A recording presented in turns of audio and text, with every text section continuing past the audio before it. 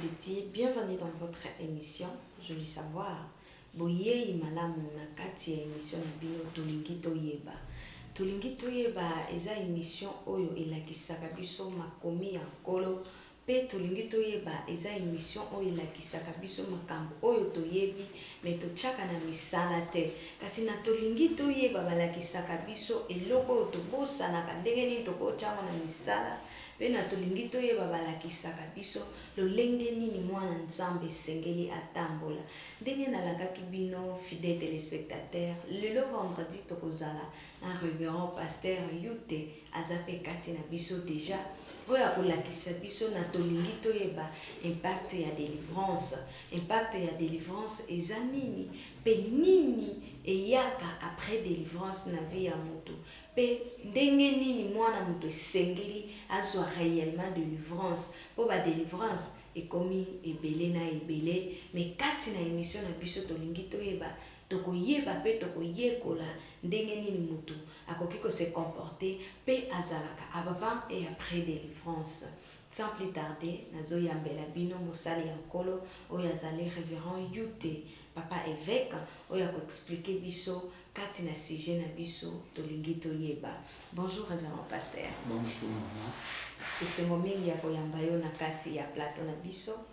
Et surtout, à chaque temps où tu bengaka yo, pas importe les kambo ozosala, ozwaka temps ya kolakisa bana na nzambe oyo ezali liloba oyo nkolo atindela yo. Ebele okoki kobenga ya azwi ba raison, mais yo ozalaka tout le temps wana mpona koédifier le peuple ya nkolo. Sans plus tarder, papa liloba ya nkolo ezoyebisa biso bisika mibale misato basangani na kombo na ye aza kati na bango pe na ba circonstance nyonso esengeli tokomisa kombo na ye soki okoki komema biso na losambo moke. Ça va, tout bon délit. Éternel notre Dieu, tout péché, merci pour la journée de l'eau.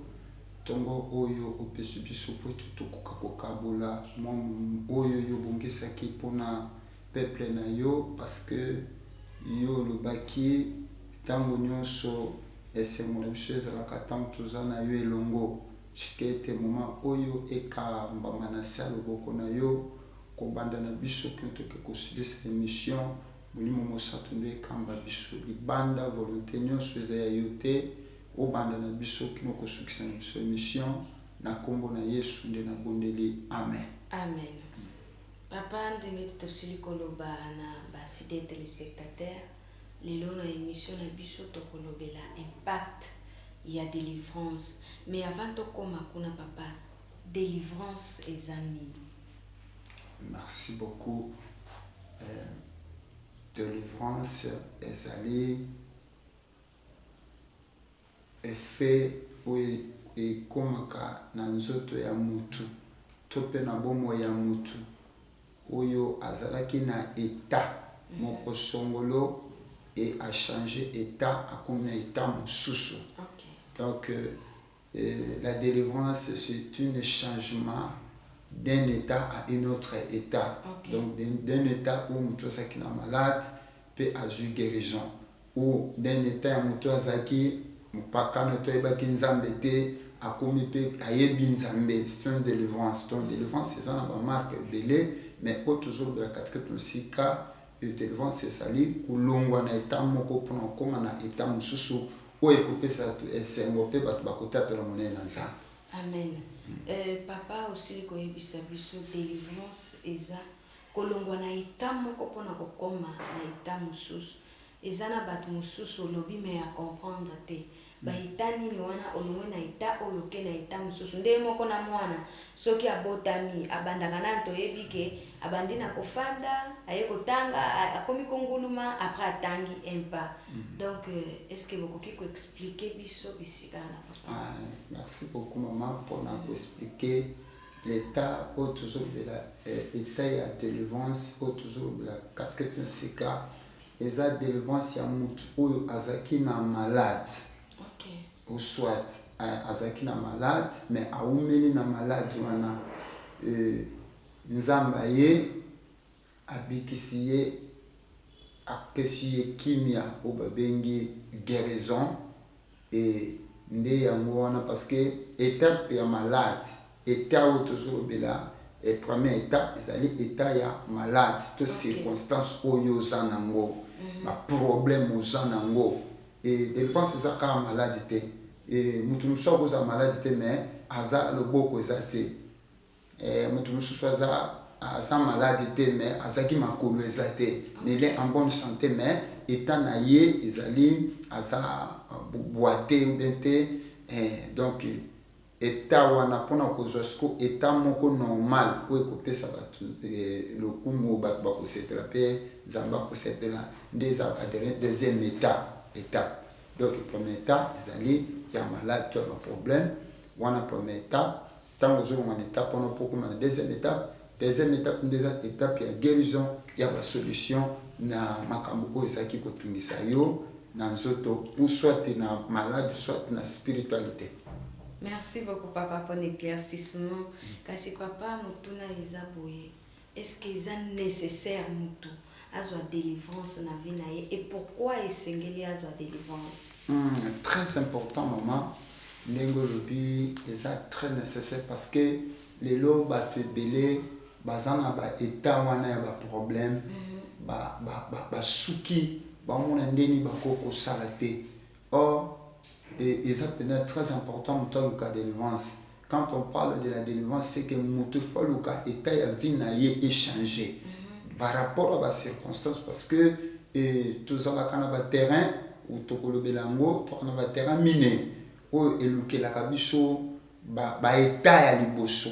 Premièrement, ezali mutu ye moko et deuxième ezali famille et troisième ezali Satan et dernière ezaka nzambe ye moko parce que ba état musutu kokozala soki yo moko za porte d'entrée nango te pour comment étant parce que tout le monde va tout soit année normal mais subitement bon monde qui est en échange et alors il faut à le cas de délivrance monsieur zaka kaza qui est normal mais à cause de la famille bazana ba nzungu bazana ba makamoko ba sacrifier ka batu et ba sacrifier subitement bon monde échanger et troisième terrain zali et yé mon côté famille pété mais le diable ou secteur qui kokota et asa ignorant vina IPB donc comme état moko vous comprendre et musu saka par désobéissance c'est pas nzambe nzambe pe akoko rendre yo na état moko ya malheur na état moko ya malamu te nde toujours pas qu'importance ya délivrance ezali mutuye moko il faut comprendre que état na nango eza normalité il faut na luka état moko normal nde nazomona pas bato mosusu nde yango moni ke importance ya liboso mais mpona yango parce que moto akozala kaka bongo te eza bato ebele amoni ke azalaki normal vie ezokita ozalaki na mituka ezokufa mapango komoteka omoni sécheresse ekoti bana komobela ndako ecompliqué mais okangi no maboko ozotala ntango ozomona déjà befe ya ndenge wana même na kati ya santé no santé ezokita et grâce à qui nango bande ko so mbo pamba mangose ke bilomoni ezobeba en tout cas il faut que luka délivrance pour être état wana et quoi que l'on la kata vie na yo pour s'en plaisir. Il faut que luka délivrance moi na nzambe puisque ba malheur mususu comme la kabiso papa siko yebisa biso ezana luyo moko mutu libota milliers peut-être oza pe soki pe oza tete ozolanda ordre pe ndenge nzambe azomemela yo te ozosante te nzambe pe afrapaka lokola papa kasi nini rôle nini délivrance jouaka na vie ya mwana mutu et rôle ya délivrance na kati ya vie ya mwana mutu et eloko ya liboso ezaka problème ya prise ya conscience mutu mususu akokomona ke azobela mais malade wana baminganga bameki ezosimba te asilimité or eza na mutu moko aza likolo ya baminganga il faut koconsulter parce que soki okomi mpo baminganga basuki il faut koluka nzambe parce que en rôle il y a délivrance na kati ya vie ya mutu ezaka po ete et apaiser premièrement ye moko et deuxièmement il y a des problèmes comme la capsule il botte des usages mais tout le monde a un seul beauté baya akenda ko luka makamne mo konde ni na ko faire no ko la biso boy a botika ye a so comprendre et souki des français côté rôle na mona kata libote pesi bango esengo parce que babande ko luka kimia moko boye et pas ya ndeko songolo ba moni ko kisami c'est ça la rôle de il y a des délivrance donc rôle na moza pena que mutu akoma na étape moko malamu pote sengo eza ana yemoko et puis ce que ça qui bota mutaki na suivi ba ko kapé ko sepela par rapport ya délivrance au baluka qui pona ndeko na ba. Merci papa kasi tosi kokoma na siki ya sujet na biso oyo ezali impact ya délivrance. Impact ya délivrance mutu akoki kozala ndenge nini impacté na délivrance papa. Awa tukokoza exemple problème ya délivrance parce que soki toza lelo bana nzambe toza na sena moy et mutu nyonso aza na sena moy azekela mwanza. Chez Dieu nous a créé et nous étions à son image donc toza baula mianza. Mais quand nzambe avant que la biso nzambe asaki na moki kusala na Genèse chapitre 1 verset 1 Bible le dit au commencement Dieu créa le ciel et la terre. Josaïka likolo na se eloko moko ala kité. Mais ce qu'on a dit verset 2 tina verset 3 nzamba zoloba et après avoir connaissé Abi la terre était informe et vide et l'esprit se mouvait au-dessus des eaux. Et au comment na katikuna bazolo ba les ténèbres mako tanga poto comprendre ngo malamu tokotanga liloba na nzambe na livre ya Genèse chapitre 1 verset 1 à 3 totangi na kombo na Yesu. Au commencement Dieu créa les ciels et la terre. La terre était infirme et vide, il y avait de ténèbres à la surface de la nuit et l'esprit de Dieu se mouvait au-dessus des eaux. 3. Dieu dit que la lumière soit et la lumière fit. Amen. Amen. Na verset 2, au commencement, la terre était informe et vide. Et il y avait des ténèbres. Donc Dieu a commencé par les ténèbres. Ok. Dieu a commencé. Il nous a avisé que les ténèbres existent avant de commencer la lumière. Parce que lui-même, il est la lumière.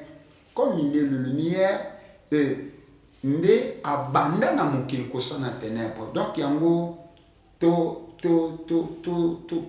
ignora kate likambo mulili na sena moyo parce que nzamba abandana mulili abandana lumière te mais pourquoi comme on a chapitre on a verset 3 nous sommes na nzamba zolo basiko ke poleya mais abandaki na mulili kama bandia ko ba ke poleya kama poleye banda 4e verset vous remarquerez que ténèbres qui sur le bosoté Obama siko ténèbres comme kana se ya lumière, na se ya lumière, na sima lumière. Pourquoi? Parce que le ténèbre tel que Dieu avait déjà mis ça. Donc na kacha ténèbres il bomba ki makambo belé pour le toujours vivre. Na c'est la mort. Or les moko azali le metteur de scène ayebi nyonso pourquoi achaki molili. Nde yango wana toujours parler du kambo ya ténèbres. Et surtout, tant que sur Mokanda, il y a Proverbe chapitre 16, verset 4, Bible Zoloba, que Dieu a tout fait toutes choses avec un but. Amen. Donc, il y a un côté où il y a comme la moutou. Tu peux na kata vie à moutou. Où nzamba yebite. Amen. Donc, nous sommes toujours vus et toujours on a nzambe ayebi. Parce que ce qui a bandaki na molili ayeba ki ke pour les ali solution kozala likola makambo nyonso yango wana ozomona impact ya délivrance na kata biso rien que nzambe nde mutu akoki kosala yango rien que nzambe eza na mutu mosusu akoki kosala yango na kati ya bavie na biso eza te donc na bato nyonso baza na baproblème nde tozoloba et Luc chapitre 1 verset 37 elobi na biso nini car rien n'est impossible à Dieu. et tant que biso tozomona eza na makambo oyo biso tozosuka eza na être suprême oza nzambe tozopresente yo na ntongo ya lelo nde aza au-dessus parce que tout ce que tozomona na se na moi. Ecclésiaste chapitre 3 alobi yango Salomon azoloba ne abi il y a un temps pour toute chose sur la terre dans les cieux un temps donc toute chose tozovivre eza temps tokokota mpe na kati ya makonda ya nzambe omona comment est-ce que nzambe asalaki makambo ebele même moto akufi c'était un temps pour azongisa ye su na vie donc c'est lui qui est capable ya kosala makambo nyonso na kati ya terre donc impact ya délivrance na biso par rapport à baétat oyo toza nango rien que nzambe mais eza kaka po ete lokumu eposonga epai na nzambe mpe biso torécupere basanté na biso lolenge oyo nzambe alobaki ke tozala na image na ye e tozala na ressemblance ya nzambe. Donc impact ya vie ya mwana moto eza kaka nzambe lolenge nzambe alobi tozala na image na ye créons l'homme à notre image. Papa lui te aussi kolakisa biso oyo ezali impact mais après délivrance est-ce que ezana ba signe la kisaka ke ya solo moto ya kangolami? Oui, awa na kuza exemple ya ndeko biso moko na Marc chapitre 5 sotai na mokanda Marc chapitre 5 Bible zotalisa biso ke ezali na papa moko wana azaki moto azaki na liboma azaki mutu ande kulala na cimetière makamni so ando le kata cimetière mais balakisi biso te ke asimbaki kisi ou bien te libota ou bien te nini donc awa histoire yekamba moko azaki na sépulcre babi abandaki kuganga mite jour ande kokata ba chaîne donc mutu ko maîtriser papa na azalaki te alors pour la famille bosana qui est déjà akomaki référence moko mabe na kati ya famille mutali boma famille wana et puis nzela wana ezaki na mutu anda koleka te donc comme tanda koleka te donc sur l'exception que famille salaki tout pour la délivrance na ye mais baswaki récita te ngangani bakendaki te bokoko nini basalaki te bamédecin nini oyo balukaki bapsychiatre ya nde na ndenge balukaki mpo bamaîtriser azwa délivrance mais azwaki délivrance te abade kofandaka na cimetière talaka moto akomofanda na cimetière société bosanaki ye famille bosanaki même les amis baninga na ye basundolaki ye mais bible ezoyebisa biso ke ezalaki na mokolo moko afandaki na kati ya cimetière ayebaki te mais yesu azalaki kotambola na badisciple ayebisi bango te tolekaka nzela wana Pierre alobi abino kolo ezana mutu moko azana nga kutu na mutu makasi mais nzela na toleka te parce que aza méchant donc batu bakoka ko maîtriser te mais yesu alobaki tokoleka kaka na nzela wana mais tango bayaki bakomi kokotaka na kati ya cimetière badisciple bazongaki nsima batikaki yesu liboso et babandaki kozela batala réaction moto liboma na yesu. Alors nazo koloba sur les effets ou impact à délivrance oyo befe beba signe yaka na nsima parce que ezaki combat ya besprit tobosana te ke na kati ya ténèbre oyo tomonaki ya d'esprit oyo eza caché na kati.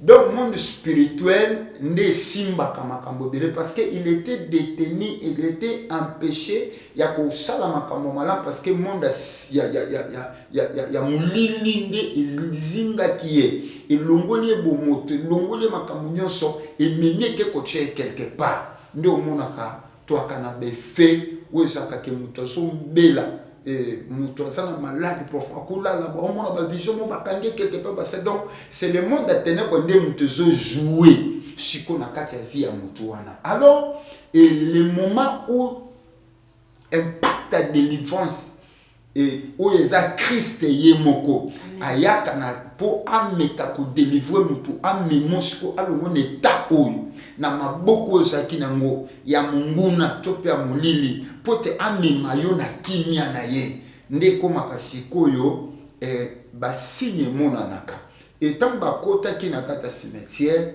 bamoni mbala moko moto liboma bani mbangu ye moko croyant que zo ko agresser Christian zo anda zo ko césage quoi genuel liboso ya Christian tango ye mbangu bamonia bandi kuganga bi mwana na David mwana na Nzambe problème nini eza entre nga na yo donc démon bandi ko sa genuel pas bandi ko se la matin parce que quand on a une puissance moko za ki kolekaye alors ba démon ba kunza mil boswa Yesu azaki toujours supérieur ko na bango alors quand a chassé bango et azui mutu wana alongoli na place azalaki na kati ya cimetière na ba esprit ezalaki kati na ye amemi sikoyo ti na kati ya libota tango amemi na kati ya libota mutu oyo libota ekokaka te mutu oyo banganga bakokaka te mutu oyo société ebosanaki mutu oyo baki sous l'espoir na ye lisu te bandako ezalaka akufa bakunda ye mais il y avait quelqu'un où ayaki on a présenté yo na tongwa lelo par rapport à makambo yo kosala nango alors Yesu wana nde mutu azana mboya nyonso donc basigne ezali ke soki mutu impact de délivrance et fondi na kati ya bomo na ye basigne kozala ke étape wazalaki nango akosa nango soute 1 de 2 tango akofana na bato parce que mutu aki mutu aliboma azalaki dépourvu de sens akokai kosola so malamu te mais bamoni alongo na cimetière ya sukoli alati bilamba komi normal donc ekomaki esengo donc basigne ezalaka esengo ya yo moko esengo ya libota mibale esengo ya église to pia bana Nzambe batonda Nzambe pe lokomo ezonga epai ya Nzambe amen amen donc basi soko banda ko sona ba tuté ba ko mo sona mala soko banda ko tambola sute ba ngaki na ba beki ba bazaki nde to moni ba kakata ni mususu azaki ka tambola kate atelme nde tambola ba ko mo tala to mona Lazare akufa ka seko ba ba fani ba lena isufu funa mesa abando tambola donc si mutakoma un témoignage deux site touristique parce que maintenant ça kolinga kwa kotala réellement ça y est a changé ça comprend alors ce qu'on moni ba signe wana te c'est que mutana sous délivrance te wow sikoyo papa bolimbi simokie nini est-ce que pasteur nyonso aza appelé ya ko délivrer mutu po lelo tozomona ba délivrance mususu bazobimisa magorodo mususu toyebi pete soki magorodo yango ezaka ya solo bafandaka na banzoto ya batu misusu bazobimisa batonga na zolo tonga mulai ya plante wana na kati ya zolo. Est-ce que réellement tout pasteur est appelé à délivrer, à faire la délivrance, à faire de miracles, puisque awa tomoni ba pasteur nyonso bazaka kana ba miracle, ba pasteur nyonso bazaka kana délivrance. Est-ce que pasteur nyonso abengama na nini wana pe ya délivrance na don wana ya délivrance to vous expliquer biso na place. Merci beaucoup maman. Au toucher pena point mon cause très important et Zamba pambola yo vraiment. Amen. On moni lelo monde de délivrance et ça un peu compliqué. Et ça un peu compliqué dans le sens que pasteur nyonso aza appelé pour nous délivrer. Amen. Même si Christ a dit que nous sommes membres, notre apôtre Paul a dit que nous sommes membres d'un seul corps. Et tant que nous sommes membres, maman lit sur ce que moni. Amen. Zolo, ce qui est solo. Ce qui m'a collé, qui m'était place, ou on a été zolo, ou tika kaka na solo, ou on a cassé place. Amen. Le boko, même les boumoussoko qui n'zala. Ce qui le boko a suité, c'est na mounoko, pour quitter, les boumoussaka n'zala. Naina lo ba nini place wana. Naina lo ba boye, lelo monde oyo mutu nyonso alingi ba mona ye. Or, nous connaissons en partie, nous prophétisons en partie. Wana Bible de mutusu sabiso. Pour azalo boko. Même nous avons des 5 ministères. Ayebi le pourquoi atchaki un docteur, un prophète, un pasteur, un évangéliste et non, pasteur, évangéliste, docteur, prophète, apôtre. le chef du ministère nzamba yebaki parce que ils ont mon thème nengina loba moi biloko c'est très important parce que le ministère sur lequel mon thème parce que nzamba ko peso ministère prophétique aux gens mon thème appelle le lenge moko kotambola parce qu'un prophète c'est quelqu'un qui parle de la part de la vie d'une personne atali boye a prophétiser ka makambo nzamba chepa na nzamba révéler pesa yo mais asuki wana mais un pasteur c'est excusez pour toucher pour moi très important prophète amonio puisque nzambe a passé un message à vulgariser mais les autres hommes na prophète ndenga monio c'est zonga en plus na épité ceux qui ba prophétie ngo eza ba prophétie ya mikolo eza kateke nzamba la kisinga boy nzamba la kisi ba jour à venir ekozala boy ba prophétie ya lelo eza kakaka lobi okomona boy okokende poto okobala boy en plus ba teke okobala mutu boy okobala ministre okobala président okobala boy et pour finish okomona ke makambo zo se réalité voilà et à la fin pesangai 7 chiffres 8 chiffres 10 chiffres bon problème il y a bande konamso na ministère prophétique eza moins complexé na zongi ko bisayo que prophète akokomona mais prophète a solo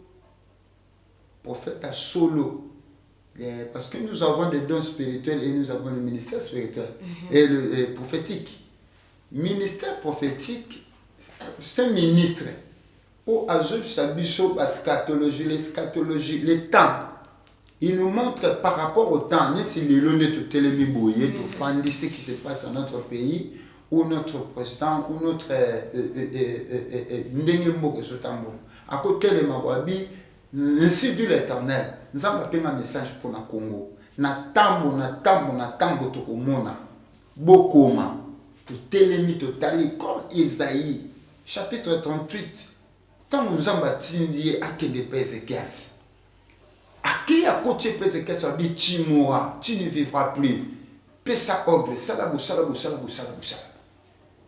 Pessier n'a pas précision. Isaïe était malade. Isaïe a le lit, a tenu l'onginamir, et si a bandu comme sa mire. A kolo, kanisanga, n'a tambo qui intègre. N'a ça qui m'a comme ça qui bien. Donc, a ébissi nzambe, a réclamé pas nzambe. Et babi, Ézéchiel sa le lit, l'était roi. Mais Isaïe a bandu ko kende. Tango Isaïe a zo bima libanda. Ko bimane a bima libanda.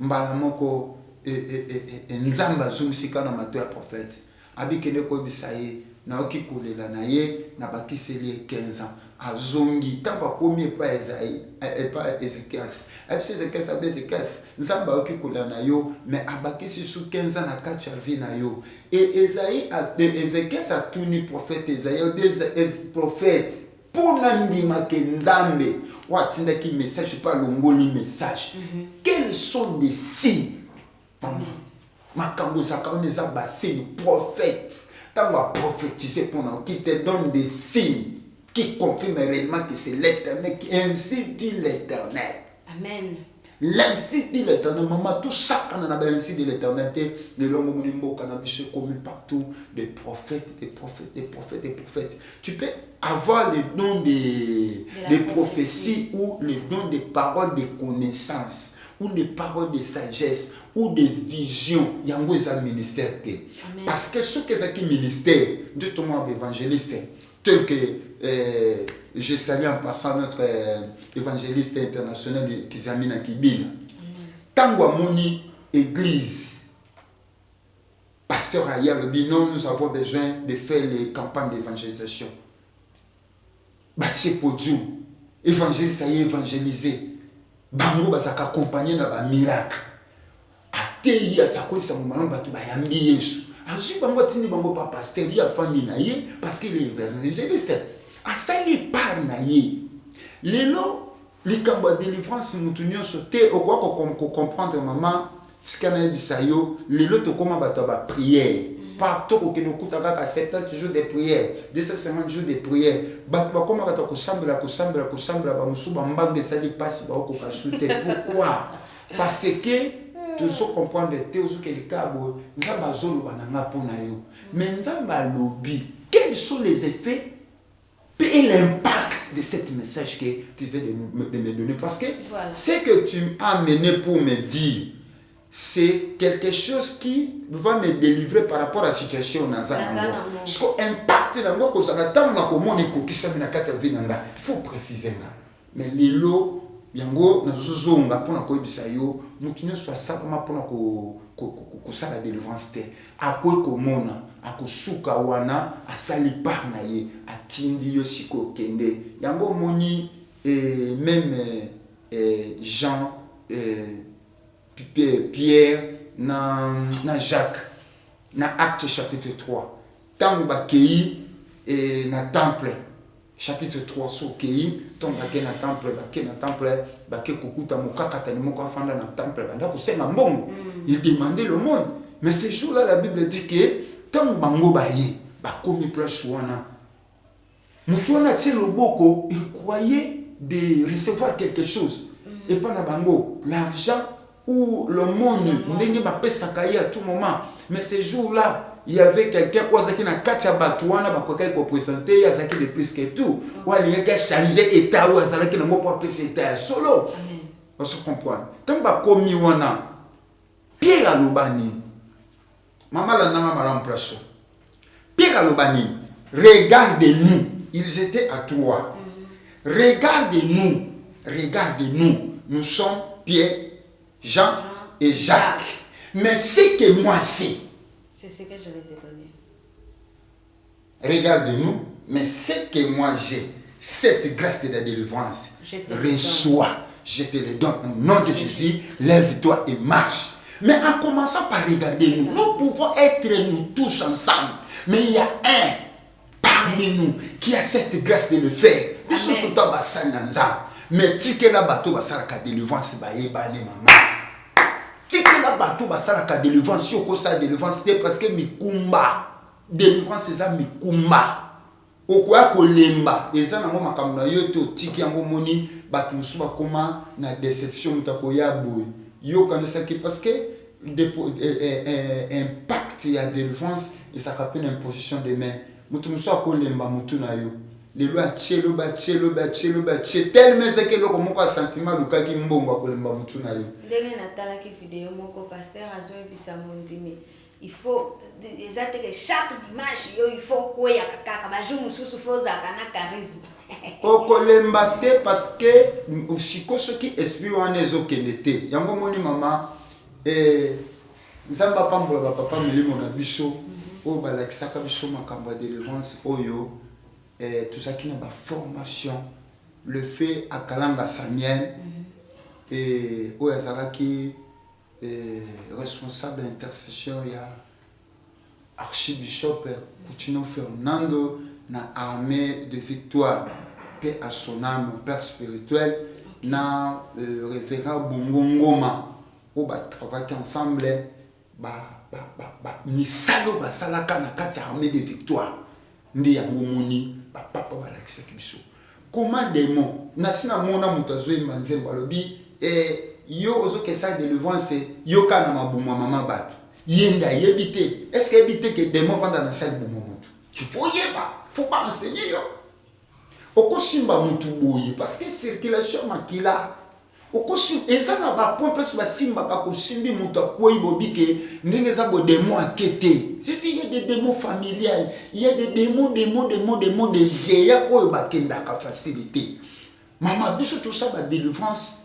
Et bobandi la mutu banda 19h tinobi na 10h mi mongo ka oki bo sali 3 jours 4 jours de mort de tata na résistance à ça connaître.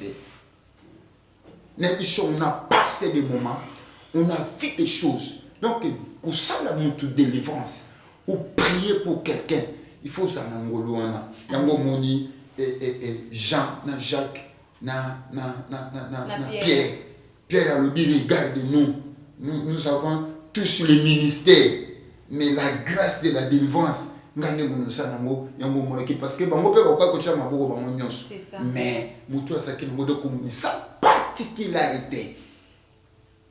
1 Corinthiens chapitre 12, le Saint-Esprit apêche nous soudain la vision. Akomona kaka mekocha mutu loboko po abikate. Akoyoka kaka mekocha mutu loboko po abikate. Akomona liwa matindi tala mutu asaka na grâce wana kede pa na yeliweza ochete mba ebisio okola lokolota ndenge kufi mente bembesa na kati ya ndako. Olali pe oloti mais pour être okoka kozwa kimia ndeko musundi akoya akosala minute ebele te tanga koluba loko eza ngolo eza epa na ye ndeko senga. Donc tout le monde n'est pas appelé à délivrer les gens ou les fidèles, ceux qui vont se présenter les bosses. Amen. Tout le monde n'est pas appelé à délivrer, fidèles téléspectateurs. Église nini yokotaka simba kanga pe yokacha na misala. Kasi papa a aussi koyebisa biso na kati ya banini ba démon familiale, ba démon de contrôle, donc délivrance en l'état bosaka. Donc oyeba ke awana dana démon na place wana. Merci beaucoup. Na ce qu'on a c'est qu'on a kanisi na 2004 na sakana mission ba Dieu na l'église et banda tunanga c'est la sorcellerie parce que tunanga parce que nous kenga musala kola pesa yango wana et donc banda tunanga est-ce que ndokia mukialaka ici ndokia munene alaka et na banda ko expliquer bango parce que ndokia muke okomona mwana musu za bébé mais ça papa 70 ans Jésus Christ moi musu mon za na 10 ans musu ko za na 30 ban na monde de sorcellerie abotaka yezo mona mwana muke mais makambo eleka na chambre ya baparents ya yebi déjà yezo mona muke donc a bien plus la manière pourquoi c'est la sorcellerie monde de sorcellerie et ça n'a pas niveau n'a pas dimension et n'a pas dimension ndenge otu ko bananga likambo ya démon familial parce que tu baba signe il y a démon familial mutako kweya akosa 3 jours au baté intéressant alobate papa excusez oh to mona ka église ngai tata akoyi sur place ba moko ngai tata mwasi na uti boy na zoto seke bakosa biso te bakosa kate mususu akokosa po cha confusion na kati ya famille de moi koti po panza bino na kati ya famille abimisi komba tata mwasi soki yango moni na domaine de délivrance maman mutu fois ça la former parce que makambo le kana kati ba délivrance et biso comme surtout bandi ko sala ba misala na banda ba 2001 ba 2001 mais ça qui rare pour tout comparer les bosso l'été ça va te belé ba ko ba kenda les bosso l'été quoi makambo oyo parce que il faut discrétion ezala tant bosso la délivrance santé ba sala ngo en public té pour la bande comme ce comment pour ba mona na nguya fasimba ba tuta kweya tout ka ko moloba nde ba mona na nguya non donc des mots à kota pour attraper confusion dans ta famille si ça peut pasteur touche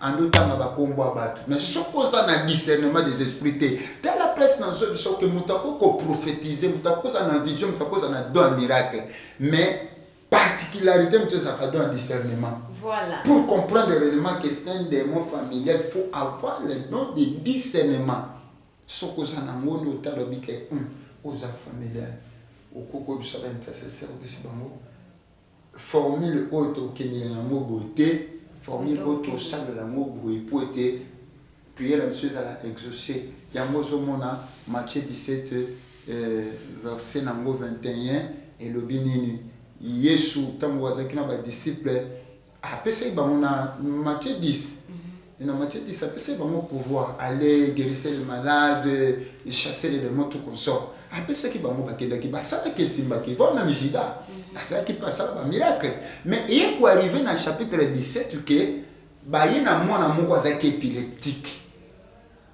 donc quoi ça qui épileptique ba disciples ne sont pas qui ba sangani ba monyo so ça force ils ont prié mais ba ceux qui résultat il y avait pas de résultat et maman wana qui déçu a dit mais comment est-ce que bateau a ça pouvoir ba nini ba kokité et Yesu a la quitté quand Christ est venu maman on a eu des choses écoute disciples nyonso bafana kolo Yesu asimbika demo ba de toi chou démon na seconde de moi qui m'a raté ça n'est accueilli mes disciples m'ont fâché Seigneur mais pourquoi qui se sont la maison maman oyo et si ba moté kondima na bino esamuke le lenge ya démon oyo akobimaka na prière il faut bouger donc au moins orientation to kotali cette obité au moins onde to kende na mutu ya za na maîtrise na zo mo moke maman place toujours ba o selekete et toujours ba batonga toujours ba biloko belé c'est bon mais nzambe ba idaka ete amen nzambe ba idaka ete kala tobanda omona mutonga ke bunda bitumba ba kache biso to ki ba kache to ebi makamwana mutonga be kache mutonga koti albi mi c'est qui ba numéro mutabi misi bo misi pigeon pumbo ya kei omoni mutu ba kache manche pe ache na mutu eza biloko toujours mona mais mutu ça na discernement des esprits il faut à comprendre mais awa na zolo baké tango mutu ba pesaka ye sorcellerie parce que biso to na moi connaissance c'est ça que na côté on a tant ba pesa mutu connaissance sorcellerie ba pesa mutu na moi ba pesa loko za visible a pesa lipa a pesa nguba na mutu azo ko sengo yango tango yo sobi ekoti na kata nzoto eloko nyonso ekotaka na kata nzoto ya mutu mama te ezali be soki ezali bende osupporte to kofanda te tomonaka mutu soki sende ekoti efana sa lokolo okotambola te kosala mal à l'aise libende ekoti na sa siko na kata ya libumu tomona basali mutu opération babosani quelque chose na kata ya libumu mutu eske mutu anazala à l'aise mais comment est-ce que eloko moko oneti museke te kofanda na kata ya nzoto ya mutu nazoboya yango te akofanda akovivre akolia nini na kata ya nzoto quelque chose eza spirituel ou soit azovivre na makila mutu ou soit azovivre na babiloko mutu aliaka wana toboya yango te mais ce qui est spirituel qui ne se voit pas si entre pour sortir et qui n'est pas spirituel quelque chose mutu akoko sa biso to mona ba délivrance nga batu ba leka ba 21 fois ba 30 fois là d'ici comme so pour la délivrance so asanzi misuni 12 fois mais aye na komba yesu to bonde pour na ye azuki na pour libela lelo ba mama mabota lelo nana ba Joël bana poto lelo to na bato ba kebi sika belé na maboko kaka to utiliser le côté ce qui est spirituel et bimaka na spiritualité nzambe nde mutu parce que zangate ne zanzambo yo azakati na yo nde akosala par rapport à ngolo sa nango amen so comprendre mais ça te que mutu ayebo abendi bote na boya mote mais to monaka mais ezali moko ba délivrance oyo faut que c'est l'année ba signe ba réaction to mona ba de comme so ba miseke biloko na panzi ba miseke biloko na mutu et pour qu'on remarque biloko ngo za ka les mêmes change pas forme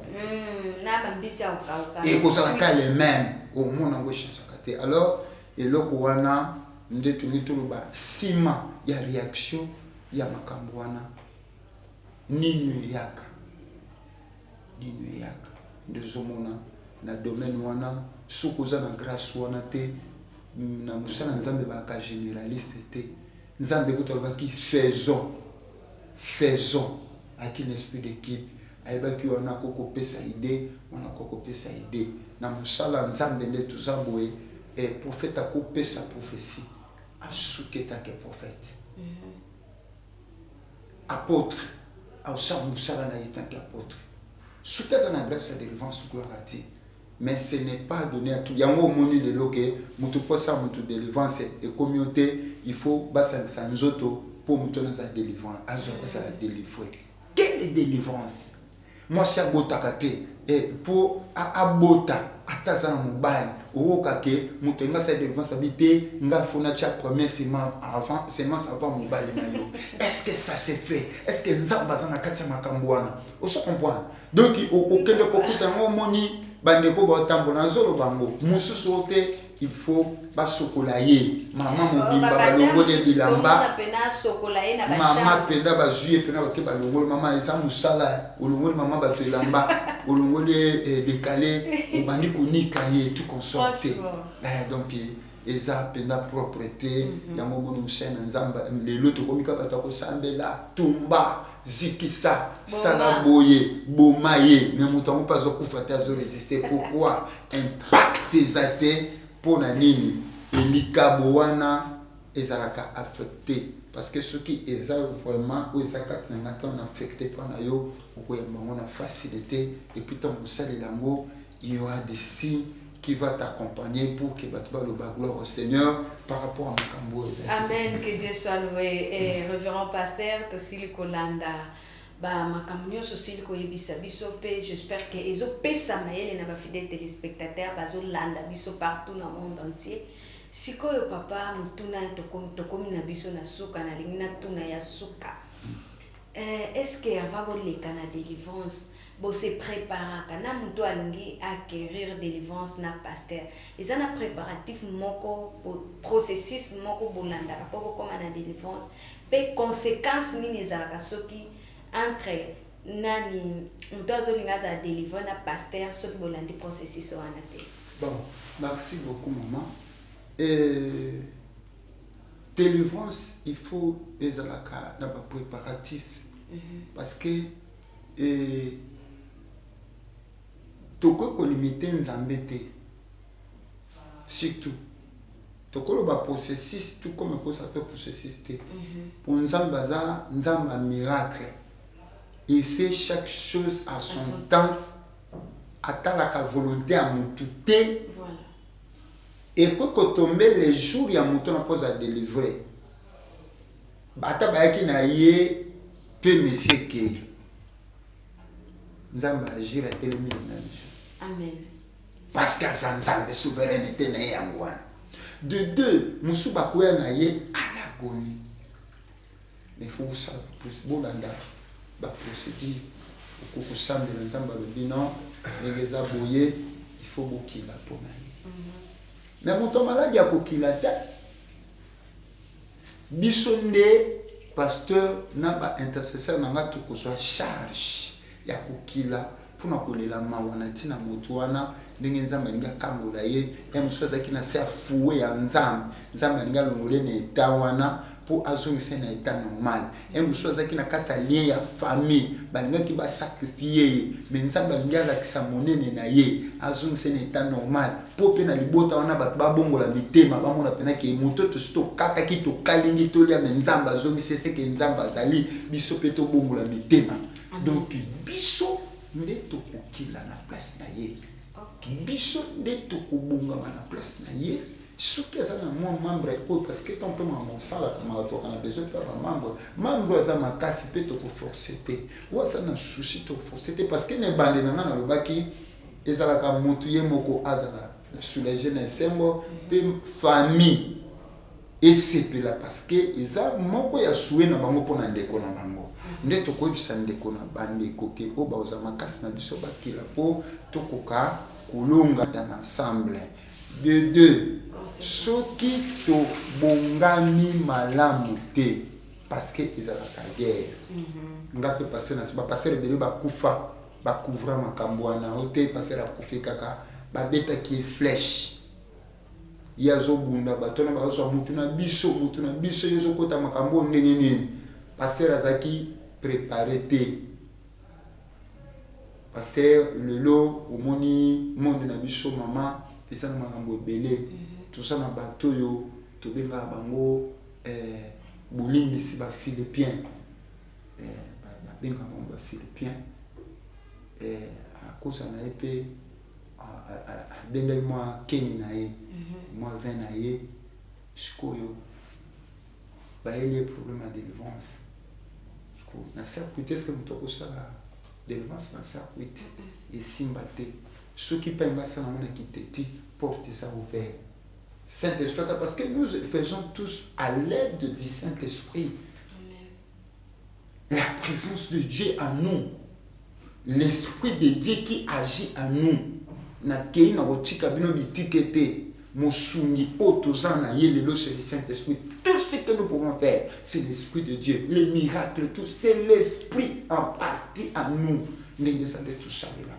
Au monde sikoyo na ba délivrance wana soki moto azalaki préparé te soki moto azalaki préparé te en tout cas bapasteur ebele bazwa badega bazwa baproblème parce que il y a des mots et des mots de notre koyebisa yo moto mosusu bazomona bango basacrifie mpo bango basomba mapango yo ye kotelema mpo oyo arrache motu wana na kiteti na yo mosusu nzambe ezala biloko mosusu nzambe abwaka bibo tike ndenge wana nga mona san charge na ye mais okosala yango na kote mais lelo lokola bato bakoma apesa mbongo amoni famille wana na mbongo aza na besoin apesa mbongo aosala makambo na ndenge na ye donc ko se préparer ezalaka mpena très important mpo conséquence ekozala nga passion nakozala makasi so na père de famille atake ekosonga na bana na ngai ekosonga mpe na kati ya ndako kuna place mama azali omonake ndako eza so na kimia te parce que so oza na kimia te mosala nzambe mpo osala donc baconséquence mpenza yango wana par rapport à koprépare te soki olingi kodelivre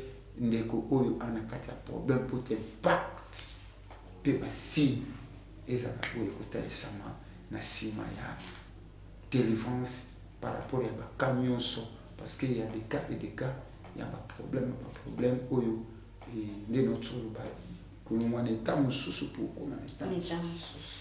Merci papa ezalaki esengo mingi ya koyamba yo na kati ya émission na biso ndenge nalobaki na début et merci nzambe azongisa mingi koleka puisque ebele okoki kobenga ye akozwa baraison na ye mais papa oza wana mpona koservir peuple de Dieu azala tout le temps à l'heure qu'il faut azala tout le temps édifié po azanga akweya na mabete en tout cas nzambe azongisa mingi koleka surtout soki boza na programme bokoki kopesa na bato bazolanda bino mpe liloba ya suka ekozala malamu mingi koleka. Merci beaucoup maman et na remercier yo pour la émission lelo et liloba na ngai ya suka na pesi na mbote na yo moko. Merci beaucoup. Pesi mbote na cameraman bazalaki liboso na biso et na remercier mpe nzambe oyo asali biso faveur mpo tomona lelo et miracle na ye oyo tosali awa eza déjà miracle de la part du Seigneur nayebi ke bandeko nyonso balandi biso baza peni mais bandeko oyo baza na mposa komona biso nakopesa numéro toza na numéro ezali 089 73 76 045 089 73 76 045 wana soko bengi okozwa ngai avec yotel yanza toza na avenue Kibentele numéro 85 na commune ya Kisenso et toza na Manzengele 94 soza na posa na biso et tozaka pe na ba programme na biso ya ngomba et tozalaka boye na saluer berger Patrick tozaka na mingi na ngomba na bisanga ya Actes des Apôtres et na saluer pe président na ngai Kiakarok Jeff pour la plateforme de M. Équilibre et mon représentant légal à Marcel Binango, ma famille Yute et Bananyonso, Panama Luzolo, pasteur que j'aime beaucoup et Bandeko Nyonso Oyo Balandi Biso, Zambe vraiment à Pambola Biso et surtout ce qui makambo eza par rapport à makambo yoki et oluki biso okozape éclaircissement pour être impact à délivrance nayebi ke lokwa tobanda kozalazala tokoyeba kosula mosu na profondeur oza na problème oyo ezodérange yo e mosusu ozwa faiblesse okutana badélivrance moko edeceva yo impact eza te na nsima tolobi te ke biso toleki bango mpe bamoindre te mosusu eza kaka mwa nzela kaka eloko mokeka ezangaki po ete okoka kozala complètement guéri ou bien te complètement changé ou bien te complètement ou se retrouver par rapport à penser ozalaki nango parce que tokendaka nazwa délivrance par rapport bamosusu badeseva bango kaka komi boo avant to délivre yo basengi montama wa mbongo alembi bafandi alembi opona libala na yo il faut sala bo faut sacrifier ou chiffre toutes ces choses et nembisa yo mais kolemba te parce que Israël peut ezaki na ba tour parce que ça na troisième tour et to le la moi faut comme na septième tour bientôt quoi cette fois na mai wana nde to le la terrain ya Nzambe ye moko parce que ce que ça biso moko peut to mona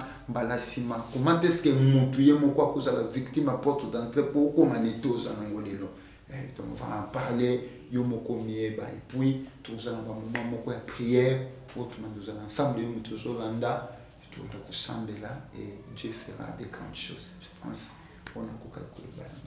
Merci beaucoup, c'est un grand plaisir de partager ces petits moments avec vous.